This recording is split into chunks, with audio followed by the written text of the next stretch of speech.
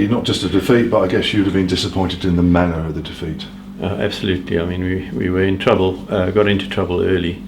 Going back to the first day, we were just before lunch 80-1, and then from then on it was just one-way traffic in their favour. We lost 8 wickets in that session after lunch on the first day to get ourselves into the big trouble, and they batted well and got in front in the game and came out and bowled well this morning.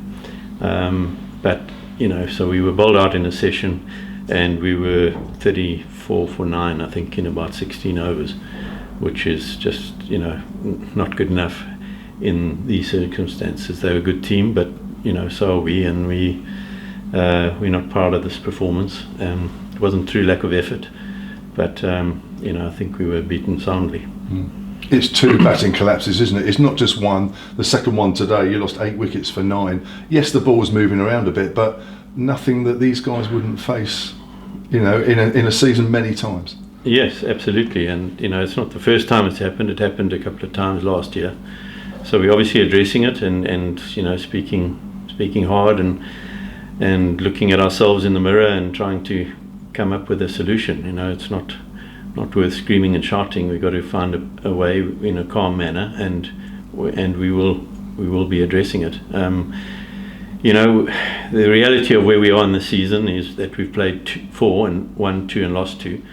The hope is that there's very strong teams and they'll beat each other.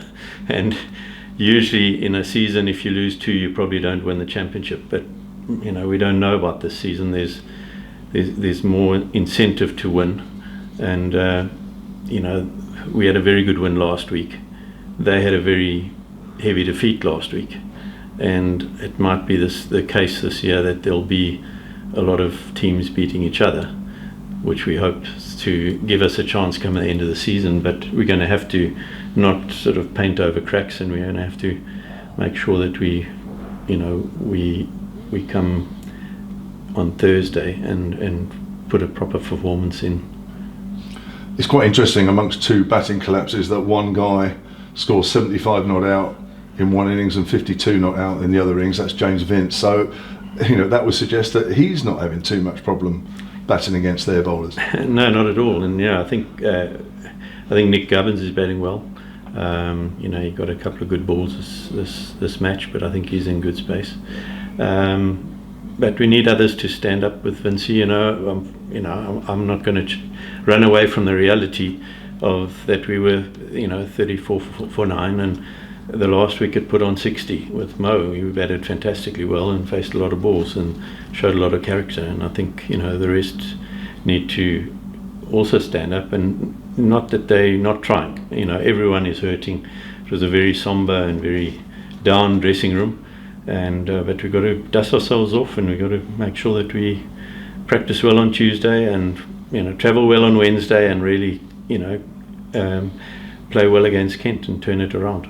I guess the one saving grace is that Canterbury, especially last year, was very flat, good batting wicket. I guess you might be hoping for the same again. It might be. I think it's a good batting wicket, but we're going to have to put in a proper performance. You need to bat better. Doesn't matter what the surface is. We need to apply ourselves and get partnerships going and do those old cliches. Facing a lot of balls and getting an innings and crafting an innings to be meaningful to win the match at the end of 4 days. So it takes a lot of work. We were well below par this match.